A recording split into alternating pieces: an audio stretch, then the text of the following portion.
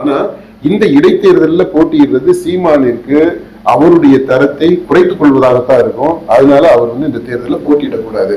அது என்னுடைய தாழ்மையான கருத்து. சரி, நம்ம கருத்தை ஏத்துக்கணும் மதிக்கணும் அப்படின்ற அவசியம் கிடையாது. அவர் போட்டியிடுறாருன்னு வச்சுக்கிறோம். போட்டியிட்டு தோற்ற என்ன ஆகும்?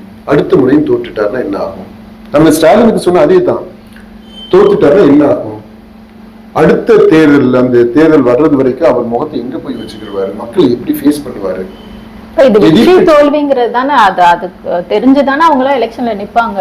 அதுதான் அந்த மனப்பக்குவம் இல்லாம இருக்கும். வெற்றி அடையணும் அப்படின்னு அதுக்காக தோத்துறோங்கிற பயத்திலே போட்டியிடாம இருக்கிறது நல்ல மனப்பக்குவமா?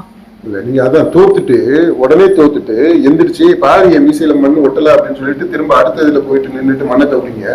அப்படி கவும் போது இப்ப அடுத்தடுத்து நீங்க கீழே விழுகிறீங்க அப்படின்னா, முதல் தடவை விழுந்தீங்க, அடிபடாம மீசையில மட்டும் மண்ணு ஒட்டுச்சு, தட்டி விட்டுட்டீங்க. ரெண்டாவது தடவை விழும்போது திரும்ப அதே மாதிரி மண்ணு மட்டும் தான் ஒட்டுமா?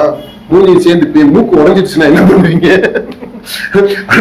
அடுத்த தடவை நீங்க போய் இன்னொரு இடத்துல போய் விழுகிறீங்க, அது கல்லுவை போய் மட்டும் மண்டையை உடஞ்சிருச்சுன்னா என்ன பண்ணுவீங்க? இப்படி நம்ம உதாரணத்தை சொல்லிக்கிட்டே போக முடியுங்க.